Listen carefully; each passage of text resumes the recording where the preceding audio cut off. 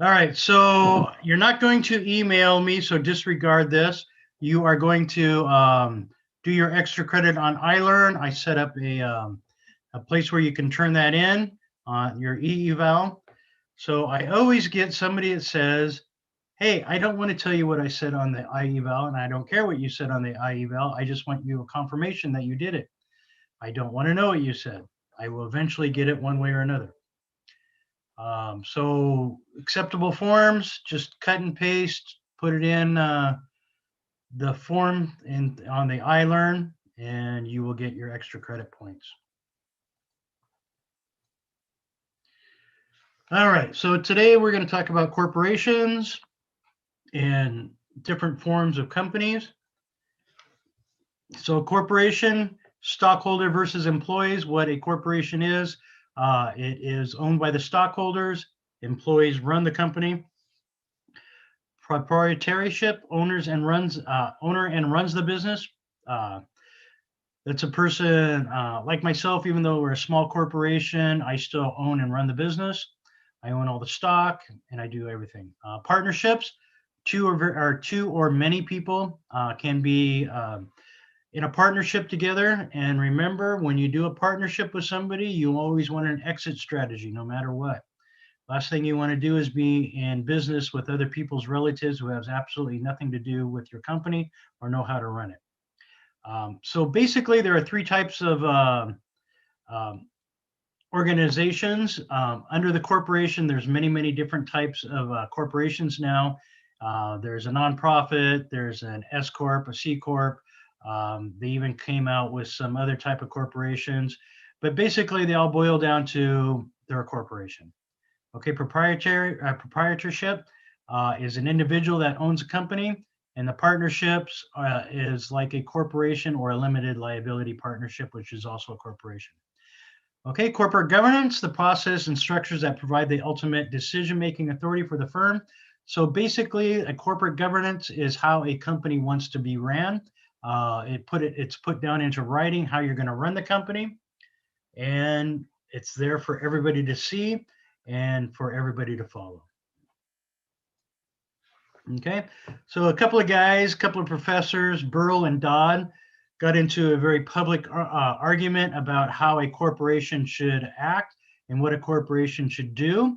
If it should be ran primarily for the shareholders, is what Burl argued, and Professor Dodd wrote that the corporation should be run for the benefit of the community in large.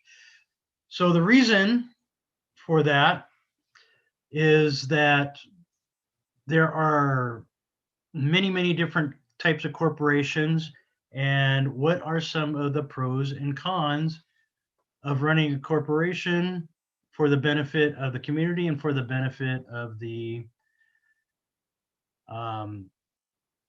state or the individual. So what do you guys think a corporation should be ran for? Should it be ran for profit for the shareholders, or should it be run for the benefit of the community? I think it has a lot of those things. For example, the corporation doesn't stop existing when the owner dies, correct? So the community gets to keep the jobs, people get to continue working, but it doesn't matter whether the management changes or not. And the shareholders and the corporation itself, they pay taxes differently, so that's beneficial to them. Okay, so they do pay taxes a little bit differently, but a corporation's like a person. They still have to pay their taxes. So the stakeholders are not just the community. Stakeholders are also the employees, the managers, the vendors, the community at large. And I'll go a little bit more in depth in that in a few minutes. But corporations are out to make money. Most of them don't give a shit about the community, right? I mean, look at all the stuff that they've done. There's example after example after example. So, is it beneficial to the company, to the corporation, to just try and make the stockholder richer or make the community a better place to live?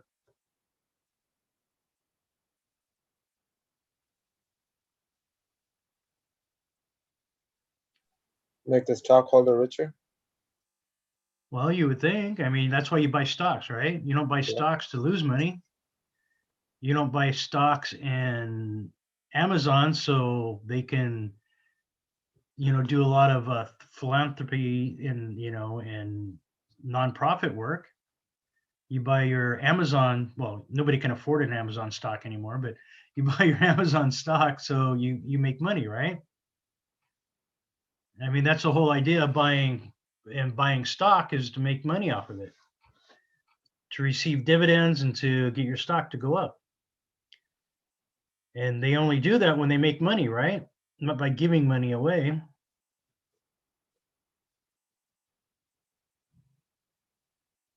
Nobody has an example of the opposite?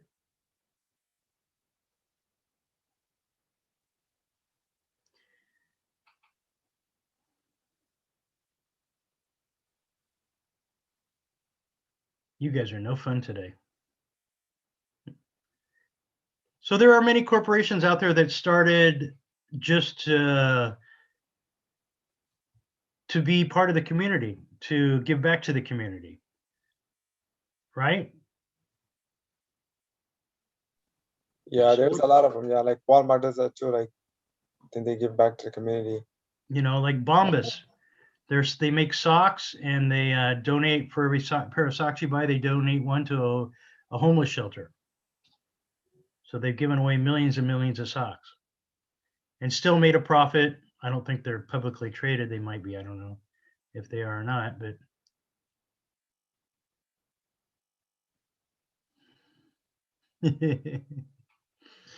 yes, it is annoying. What's your point? And their socks suck too. I bought some. They're terrible. I sent them back. So that's another thing too. If I sent their socks back, are they going to go and take them back from the homeless shelter? I don't know. All right. You guys are not too engaged today. Let's see what we can do to do that. So what are some of the pros and cons of the community, a corporation being part of a community? Okay, is a corporation good or evil? Shareholder primacy, the belief that a corporation should be run primarily or exclusively for its shareholders. Burrow believed that was his philosophy. So the shareholders are the legal owners. Financial capital, the critical resource, is what they're going to get out of the company. And a single objective is to maximize profits. So that's what Burrow believed in. So corporations, are they good or evil? Who wants to chime in on that? I don't think they're either. I don't think that corporations have any kind of moral standing. But I will say that the shareholder view is potentially dangerous because that borders on, I guess you could say, trickle-down theory. I think that in order to support the community, it really needs to be intentional, which is why I sort of err on the stakeholder view that the corporation should be taking a more intentional approach to supporting the community. But I don't think they're evil in any case. But most corporations don't give a shit about the community. I think that's a problem.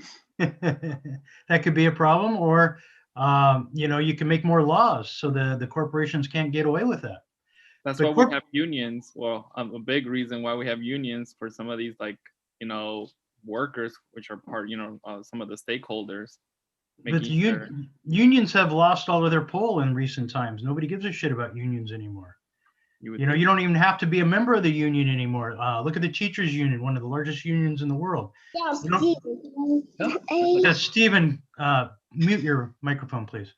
So I was going to say, hey, UPS is, we're 100% union on the workers force, and they have all the power. As yeah, a few of them do, but like the teachers union, you don't even have to become a member of the teachers union anymore. You can still be a teacher and not be a member of the union.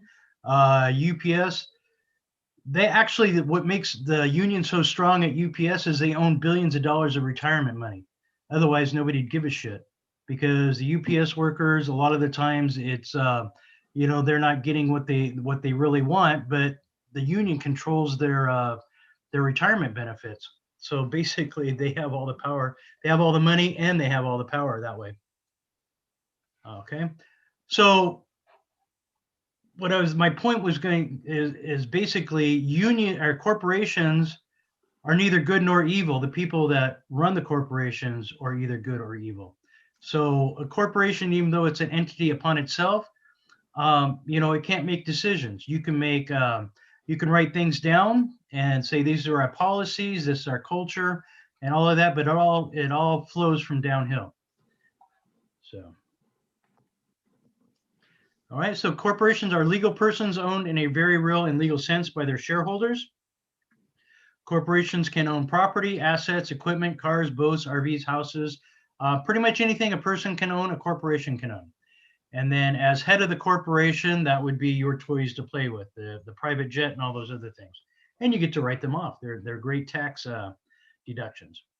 Okay, so property rights, owners to claim the residual earnings of the corporation or the profits after all shareholders have been paid. So a lot of the times what happens if a company goes bankrupt, they have to pay off all the shareholders, and if there's any money left, the vendors get money and whatnot. So it's a little bit different when somebody goes bankrupt as opposed to when a corporation goes bankrupt. Nexus of contracts, a model of the corporation suggesting that the firm is the sum total of its contracts with different stakeholders. So the vendors that it has contracts with, the employees that it has contracts with, basically all the different contracts make up the corporation.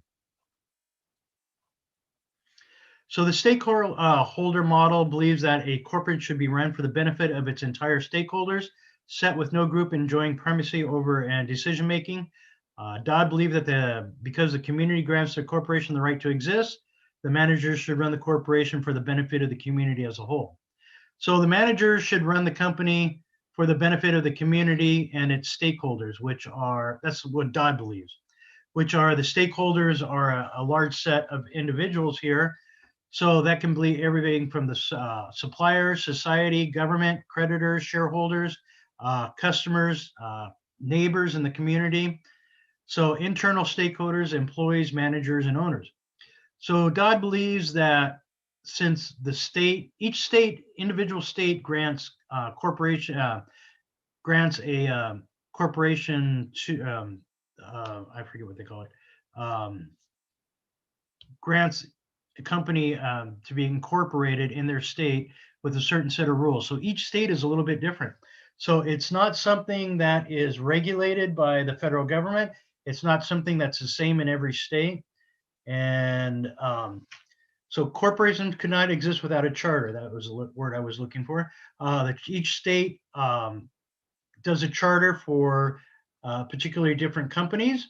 So Nevada, Florida, Maryland, and a few other states, they have what they call a corporate veil.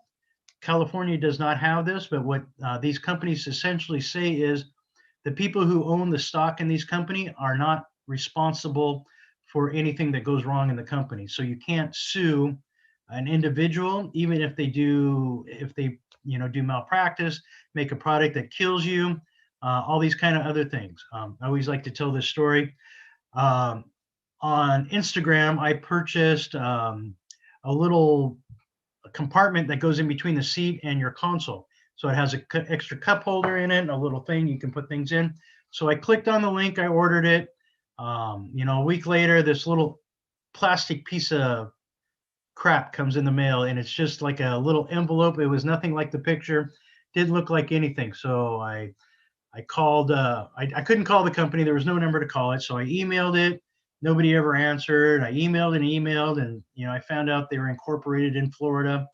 I found out after doing some research that they've done this hundreds of times over, and that what they do is they end up finally getting caught and nothing happens to them, but they just change their name and they go about business reselling the same exact crap.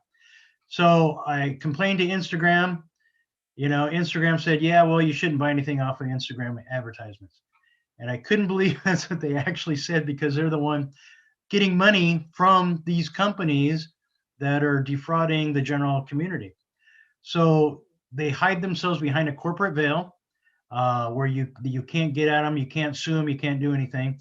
The only recourse I had was telling my bank, hey, the product I bought from them was not what I was promised, and that they gave me my money back, but this kind of fraud happens all the time, not just on Instagram, but also on Facebook, YouTube, a lot of different other social media.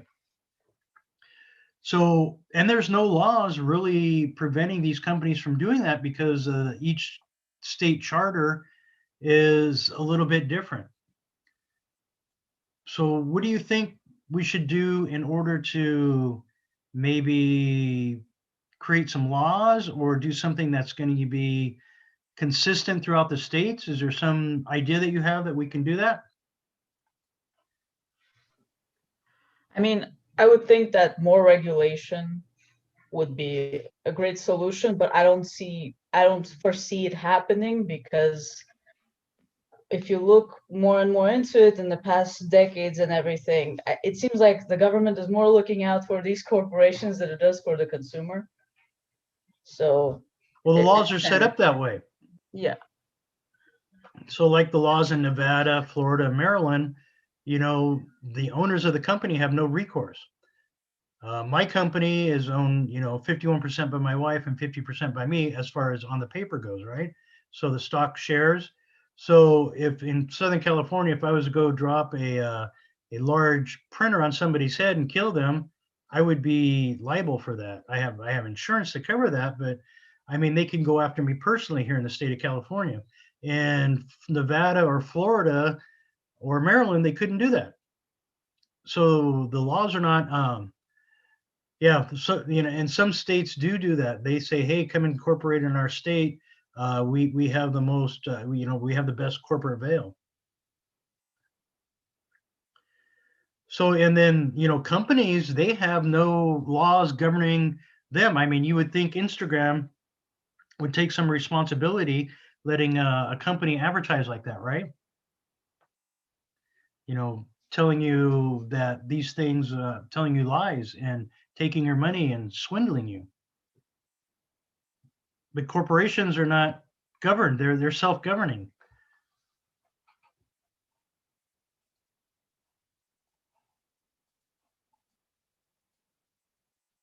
And then I found out the company that was advertising that was incorporated in Florida was actually a company that exists outside of the country. So even though they were in Florida, they were incorporated in Florida, the actual company was in another country. So even if I were to seek legal recourse, it was in another country where it wasn't illegal to do that, or you know, you can't touch them. All right. A normative stakeholder view that the corporation has legal and moral obligations to work for the benefit of all of its stakeholders. Customers have a right to products that do not harm. Employees have a right for fair wages and safe working conditions. That's what's called a normative stakeholder view. Okay, so corporations are self-governing. That means that our government doesn't regulate anything that the corporations do, which you can tell by the way they're acting recently. They're doing a lot of things. They can do whatever they want to do. For example, Google's getting sued by some of the foreign countries for maybe for like monopoly type, acting like a monopoly and doing other things and not paying some of the taxes. So, but as far as the government goes, there's a few agencies out there that protect the citizens from maybe pollution or maybe a few consumer rights things, like if lead paint is used in something, you know, and your baby chews it off and gets sick, you know, they might go after the company, but otherwise they don't. And even if, you know, even if they do, or polluting in the air, and even if they do, they don't do anything about it. They just fine them. You know, who cares? I paid $1 million in fine. I saved $10 million, you know, using lead paint. I only pay $1 million in fines. So there's really not anything preventing corporations from, you know, acting in a responsible way. Governance, boards, and incentives, agency problems, like consequence of the separation of ownership. So shareholders and principals own the company, run the company, or not run it. Well, most of the times they do. And then managers and agents run the company. So principals and agents is something that's probably new to you that you haven't run across before. Principals own the company, agents work for the company. Agency problems occur when the goals or principles differ from those of agents, and that's where we have in with Wells Fargo. So a lot of the problems happened when the shareholders wanted maximum profits, so the managers and agents did a lot of unethical things to get more profits. Fiduciary duty to work for the best interests of the shareholders. Principals, the owners of resources of a piece of property, and the corporation shareholders are considered principals. So as far as fiduciary duty is something that you guys should be very much aware of, especially if you own a company or if you work for a large corporation. You are fiduciarily responsible to act in the best interest of the principal or the people you are working for. This is done like a lot of places that this is abused is with real estate and in the law and under a lot of lawyers, but they are the ones that are supposed to be the most that adhere to this type of duty the most, but they don't always.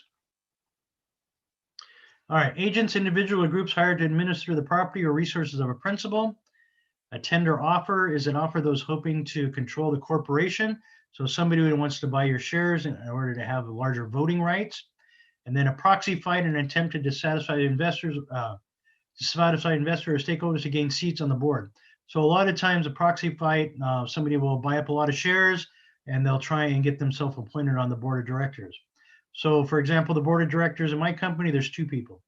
And the board of directors in a company like Walmart, you have 30 plus directors.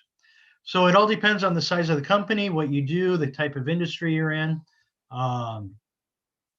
as to how many board of directors you have. So the agency problem, modern corporations owned by principals and they're managed by agents. So the agents always don't do what's best for the principals, and the principals always don't do best what's for the community. So interests may differ, hurting principals, how to solve, monitor the agents, align incentives. So for example, Wells Fargo had a very big problem when it came to the principals of the company say, hey, you know, we should be making more money. The agents, especially the top managers, the CEO, which also own part of the company, said, okay, yeah, we can solve that. We're going to put some unrealistic goals for some of these people to reach their bonuses and to get other profit sharing. And by doing that, they created a situation where many of them did unethical things and illegal things to make more money. So board of directors, a group of individuals, everybody keeps going, who monitor the executive team of the corporation and ensure that those executives are acting in the best interest of the shareholders. So sometimes the board of directors actually work for the company, are members of the company, the CEO, CFO, a lot of those people are also appointed on the board of directors. And then fiduciary duty, the legal obligation of an agent, a fiduciary to act in the best interest of the principal or owner. And fiduciary duties include the duty of loyalty to work for the optimal good of the owner. So if you're not doing what is in the best interest of the owner or the stockholders, you can actually get into a lot of trouble. So a friend of mine who does a lot of consulting, he consults for Google and some of these other large companies, Nike. He's always saying, hey, this is not in the best interest of the stockholders because you are a large corporation and that's what you're responsible for doing. And, you know, a lot of these companies say, yeah, we, you know, the managers and saying, well, this is how we do it. We don't care. So inside directors, executive managers working inside the company who also hold seats on the board of directors, president, CEO, like I said, CFO. Usually the C-suite has some kind of stocks and also sit on the board of directors. Outside directors, many professors, C-suite executives in many other corporations will sit on another corporation's board, and they are directors and also specialty skill sets. So if you're looking for somebody in finance, a lot of times either people working in Wall Street or working as a professor will sit on the boards to get to advise these people. And these are all paid positions, by the way. And once a year, you meet in a location, they pay for everything. So it's usually someplace nice like Hawaii or Florida or some kind of big resort. So if you ever get a chance to be on a board of directors, it's a lot of fun. And you get a free vacation once a year out of it. All right. So the purpose of a corporation, maximize utility through the shareholders, return on investment, customers, reliable products, suppliers, reliable partners, employees, that give them stable jobs, and government, good citizens, and natural environment. All right. So this is when we start getting into a little bit of problems, is when we start, these corporations start doing pay for performance and bonuses. Like I said, a lot of these times, these bonuses and pay performance are not actually reachable. And so people will do things that are unethical, illegal, so they can get bonuses. Or, sometimes it's basically, if you don't meet this threshold of what we want you to do, we're going to fire you, and they will. So if not checked, it can basically kill the company. All right, a lot of these types of bonuses and pay for performance are stock-based compensation, stock options, where you can buy stocks, and the stock grant, a gift or grant of stock given to an organization member, primary executives, so as a signing bonus. All right, I got a poll. You guys ready? So how much extra a year does Wells Fargo Bank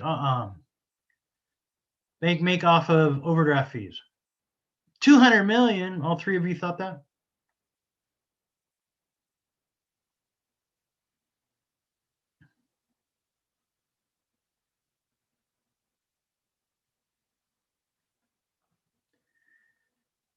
I don't know. We got 200 million seems to be out in front at 48%. All right, everybody else wake up. Come on, you guys. Only got 76 out of 90. The whole reason I'm doing this poll is to wake you guys up. So you don't get too comfortable and sleep. Like Josh over there, he's going, I can't believe this guy's still talking.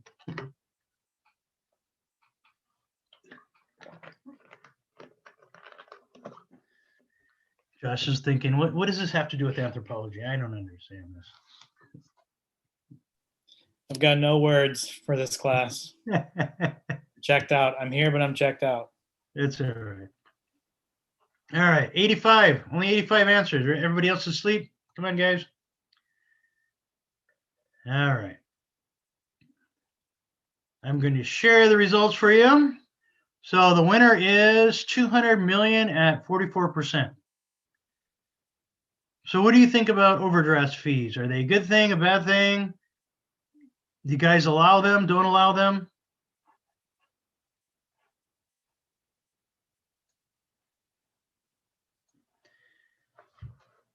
You have to opt to either let the bank give you, let it overdraft or decline.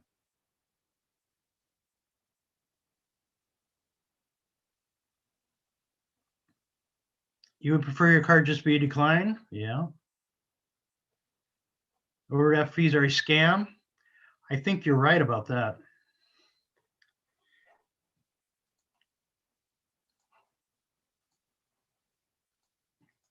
All right. So how do you rack up overdraft fees? How do you make more fees that weren't there before? Wells Fargo figured out it could pull in the most by charging the highest payment first. So if you had, say you had 10 different payments go through on your bank on the same day, a bunch of them were for $5, $10, $15, whatever, and one was for $200 and you only had $200 in your account. So instead of covering the 9 of them, it would take the first one, the $200 one, and it would bounce 9. They would get 9 overdraft fees. So it's not illegal. It's perfectly fine. So in 2019, Wells Fargo made $2 billion, with a B, $billion just in 1 year off of overdraft fees. This is my bank. I've been with these guys for over 20 years. What a bunch of assholes, right? All right. But that's not the best thing that they've done, though. Look at this. 2016, September Faked account scandal breaks wide open. Federal regulations reveal Wells Fargo employees secretly created millions of unauthorized bank and credit card accounts without their customers knowing it.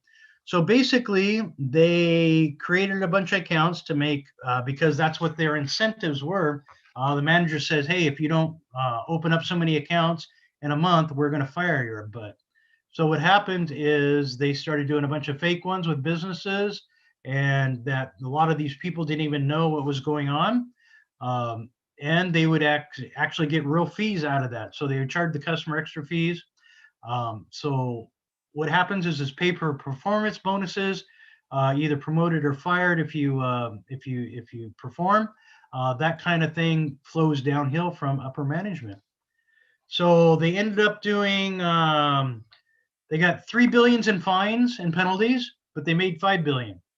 So where's the incentive to not screw with people? Tell me that. So they fired 5,300 people. So they basically use it as an excuse to cut all the dead weight. And nothing happened.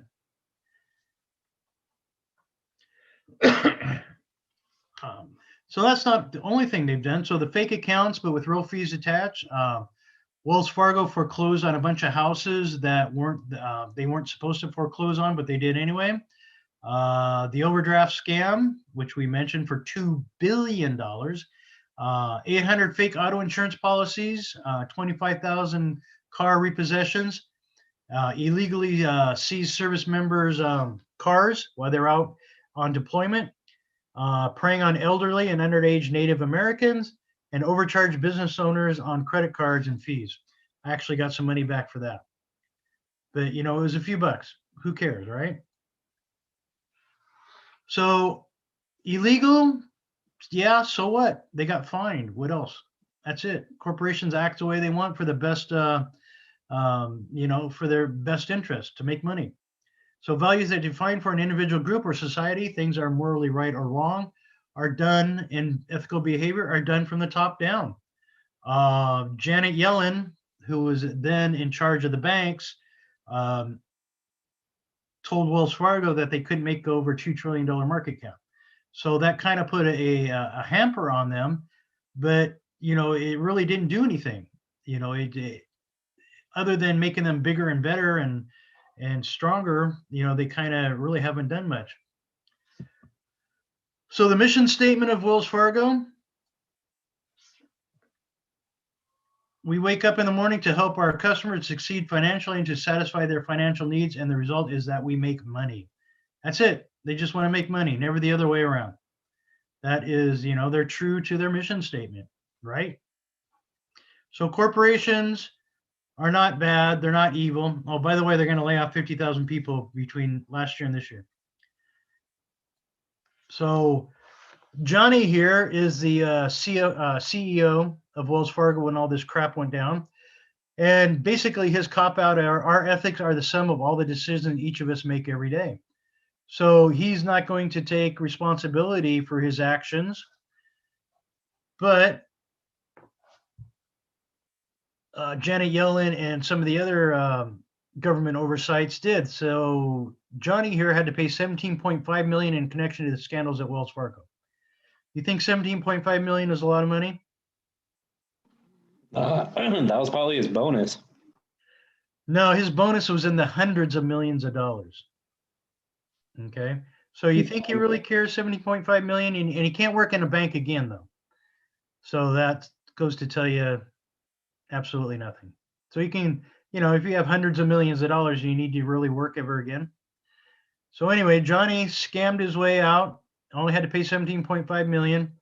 And then his co-conspirator is still fighting the allegations. We don't know if she's guilty or not, so she's still fighting those. Wells Fargo say it will not make any remaining compensation payments that may be owed to these individuals after they paid them hundreds of millions of dollars already. We're going to pay a couple of $100 million, but no more. That's it. All right. So there really is no, a lot of times there really is no incentive for corporations to not act badly. So the new guy, Charlie here, has taken over. He's been a CEO for a couple of years. So basically with him, you don't even know anything happened. he just kind of swept everything under the rug. He's kind of going business as usual.